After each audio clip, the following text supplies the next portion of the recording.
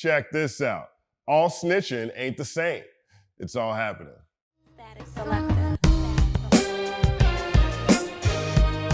All I hear is snitching this, snitching that, snitching everywhere. Snitching, self-snitching, dry snitching, snitching ball players. That's what the timeline's been telling me about Atlanta Hawks all-star point guard Trae Young. Trae posted a video of him walking into the stadium while the security guard was dead asleep. Here's a clip. Yo, we gotta check on y'all security, dog. Security, walkie-talkie, all that. You got to walk right through the thing, look. You walk right through the thing. Yeezus, Ice Trae is ice cold-blooded, snitching on a sleeper security guard. So the comments say, check this out. Darius Alford, Trae Young snitching. Now the man about to lose his job. He wasn't doing the job anyway. Heiko Wave, just wake homie up instead of snitching. Solid option. Giannis's burner. Everyone in ATL snitching. Possibly too much truth. We'll come back to that. Now put me square in the camp of Trae didn't need to post "Sir sleeps a lot" to social media like that. Clearly homeboy's a security guard and clearly securing the facility was not at the top of mind at that moment. So if Trae had gone to management, I'd be fine with that because ain't nobody trying to get stabbed at no Sacramento Kings game. But snitching, no. Dry snitching, maybe. Snitching, no. You can't be sleep on the job, any job, especially a security job, and expect to get away with it. Next, there's a phenomenal example of what is being described as self-snitching also in the news cycle. Andrew Tate, who dubbed himself the self-proclaimed king of toxic masculinity, and his brother Tristan were arrested in Romania after a spectacular series of events. On December 27, just days before New Year's, Andrew tried to troll 19-year-old climate activist Greta Thunberg on Twitter. Here's what he said. "Hello, Greta. I have 33 cars. My Bugatti has a W16 8.0 liter quad turbo. My two Ferrari 812 Compagnie have 6.5 liter V12s. This is just the start. Please provide your email address so I can send a complete list of my car collection and their respective enormous emissions." Yo, Greta clapped back in an ether-like fashion with, "Yes, please do enlighten me. Email me at smalldickenergy@getalife.com. Greta's tweet was so perfectly timed that it went viral in a way few tweets ever have in Twitter history. It's currently the 4th most liked tweet in the history of the platform. Yeezus, it's all happening. Now, a non-triggered, rational person might have just taken the L's, gone back to cuddling with their Bugattis and their Ferraris, and left 19-year-old Greta alone. But no, not Andrew Tate. Mr. King of Toxic Masculinity dropped a pathetic video response of him dressed in his best faux Hugh Hefner bathrobe, puffing a cigar, trying to spin Greta's quip into a sad, somehow self-owning accusation, even including a tacky bit about pizza boxes, mocking her environmental activism. Here's a clip. "Please bring me pizza and make sure that these boxes are not recycled. Thank you." So I'm actually mad at Greta, right? Because she doesn't realize she's been programmed. She doesn't realize she's a slave of the Matrix. She thinks she's doing good. The irony though, days after that exchange, Romanian officials arrested Andrew and his brother Tristan on charges of human trafficking. Online speculation was that the Romanian Directorate for Investigating Organized Crime, or DICOT, was able to pinpoint Tate's location because those pizza boxes in the Dusty Clapback video were ordered from a local chain. It seemed like his ego got him caught up. Greta trolled back masterfully with, "This is what happens when you don't recycle your pizza boxes." Now, this isn't exactly the example of self-snitching I alluded to earlier because DICOT officials would confirm that they'd already been tracking Andrew and Tristan Tate's movements prior to that video, so no, it wasn't actually the pizza box and the craptastic clout chase that gave away their location. No, that wasn't it. It was Andrew and Tristan Tate's years on podcasts and in interviews incriminating themselves and the nature of their sordid empire. If you haven't heard of Andrew Tate, maybe that's a good thing. Tate had become one of the most polarizing influencers in all of social media. The one-time UK Big Brother star regularly posts videos of him surrounded by beautiful women, living a lavish lifestyle with guns and luxury cars, championing anti-feminist and anti-woke and anti-for-the-sake-of-anti rhetoric, and what has been described as pyramid scheming type of online advice. Not surprisingly, middle school boys loved him. He was ultimately banned from Twitter and other platforms for suggesting women who are assaulted are partially responsible for the attacks. He also described in detail how he might attack women and criticize people who seek mental health treatment, all of which violated the terms of service on just about all social media websites. He was welcomed back to Twitter following Elon's takeover because, of course he was. But throughout their rise in popularity, the Tate brothers would consistently show up on podcasts and interviews and on their own platforms, brazenly detailing their unlawful management style and corrupt business practices. Tristan Tate admitted to the Daily Mirror that their business was a total scam, for example. Now, this is funny. Since their arrest, lawyers have been dropping social clips highlighting scores of incriminating statements Andrews made. This is hilarious. Check this out.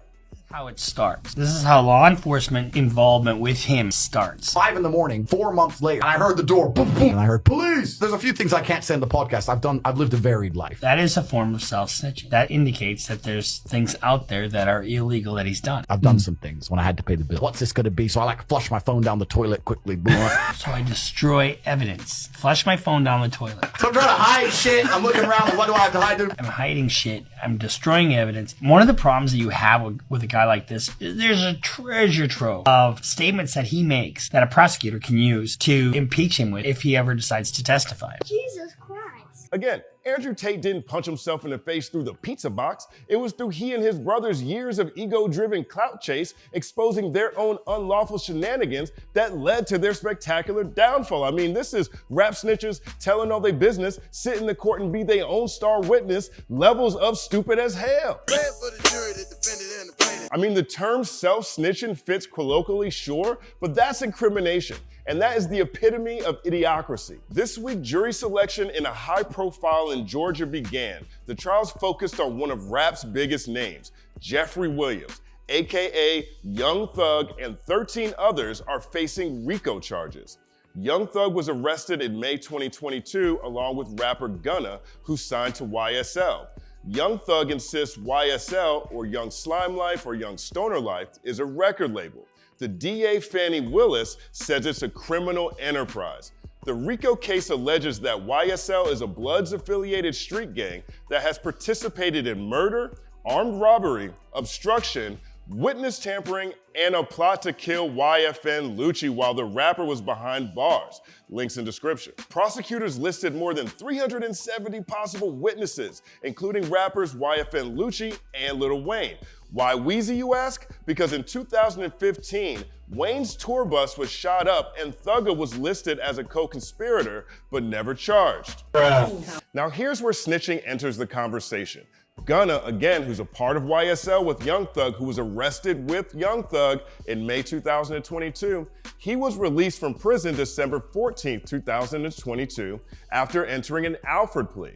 An Alford plea, according to the Department of Justice, is when a defendant is allowed to maintain their innocence, but acknowledges that pleading guilty is in their best interest. It's been a common plea since 1970. Nothing really unusual there. Gunna was facing one count of violation of Racketeer Influence and Corruption Act, RICO. He was sentenced to 5 years with 1 served in prison. The 1-year sentence was commuted to time served. The 4-year remaining balance on his sentence has been suspended and will be subject to special conditions, including 500 hours of community service. Good for Gunna, right? Not so good for Young Thug and YSL, because during his allocution, this happened. I became affiliated with YSL around 2016. Is that true as it pertains to you, Mr. Kitchens? Yes, ma'am. YSL is a music label and a gang, and you have personal knowledge that members or associates of YSL have committed crimes in furtherance of the gang. Yes, ma'am.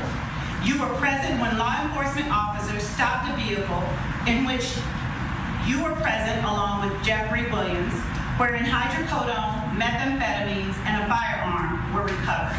These items did not belong to you. Yes, ma'am. And do you acknowledge the following statement? I recognize, accept, and deeply regret that my talent and music indirectly furthered YSL the game to the detriment of my community.